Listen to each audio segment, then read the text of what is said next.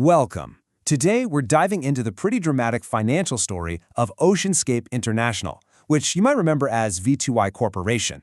We are looking at a company that was pushed right to the very edge and is now trying to pull off one of the boldest turnarounds you are probably ever going to see. And it really all kicks off with this number. In just the third quarter of 2025, the company's main operations lost 425,000 Singapore dollars. Yeah, that's a pretty big loss, but believe it or not, that isn't even the most shocking part of this story.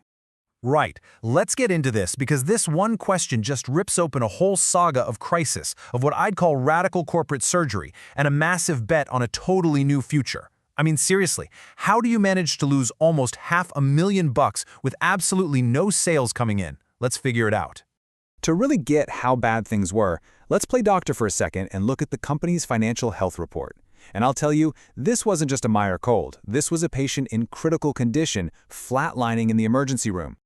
And this is probably the biggest red flag you can get. In their last big annual report, the company's own auditors flagged a material uncertainty relating to going concern. Now, in plain English, that means the people whose job it is to check the books were seriously worried the company wasn't going to survive. So the bottom line is, this wasn't just a bad quarter. The company was staring into the abyss. The losses were getting bigger, its total equity was in the red, which basically means it owed more than it owned, a terrible spot to be in, and to top it all off, its main business had just stopped. So to figure out the cure, you first got to understand the disease. Where was all this cash actually going? Well, it boils down to operating expenses. You know, all the costs like salaries, rent, and admin fees that don't magically disappear just because your revenue dries up. This table really just lays it all out, doesn't it?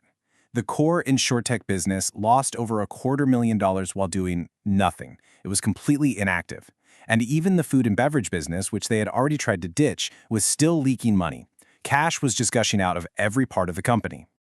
And what this really shows is that the company's problems were systemic. They weren't isolated. It was like they cut off one bleeding limb, the F&B business, only to look down and realize their main business, the insurtech side, was just as bad.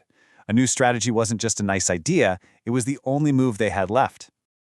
So, faced with all this, the company didn't just tweak a few things. Nope, they performed radical surgery, starting right at the top. Because when your strategy is failing this badly, you don't just change the plan, you change the people who made the plan. I mean, just look at this timeline. In the span of a few weeks, the entire senior leadership of the company was out. A complete and total house cleaning. This wasn't some quiet transition. It was a revolution. It was a clear signal that the old way of doing things was completely over. Okay, this note from the financial report is just wild. It shows you the sheer chaos of it all. The new team literally walked in blind, without a complete set of the company's own financial records. It's like they were handed the keys to a sinking ship in the middle of a hurricane and were told, oh, by the way, we don't have the navigation charts. Just wow. So, with a totally clean slate, thanks to that massive leadership overhaul, the new team unveiled its plan. And it was audacious. They decided on a complete pivot, a full-blown transformation away from everything the company used to be. No more half measures. The first thing they did was symbolic, but it was so important.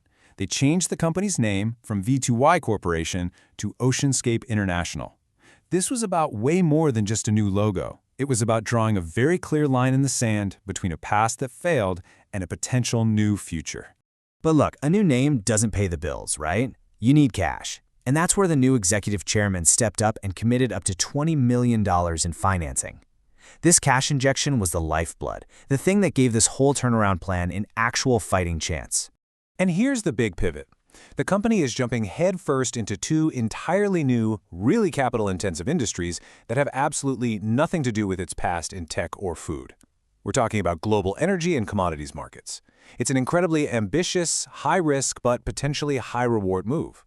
And this new team is not messing around. They are moving fast. Before the year is even over, they're already announcing major deals and putting in bids in these new sectors. They are aggressively trying to build momentum from a complete standstill. So after diagnosing the illness, performing the radical surgery, and starting this powerful, totally experimental treatment, we're left with the biggest question of all. What's the prognosis? Is the patient actually going to be saved? Now, this whole transformation is designed to create real, sustainable growth. But let's be really clear here. The risks of jumping into these super competitive new fields are huge. This is a complete 180, and success is absolutely not guaranteed. So at the end of the day, here's what we've got. A new name, new leadership, and a fresh $20 million war chest. They've definitely stopped the bleeding from their old, failed businesses. But the final chapter of this corporate turnaround story? Well, that is still very much being written. This is either going to be a legendary comeback or a classic cautionary tale.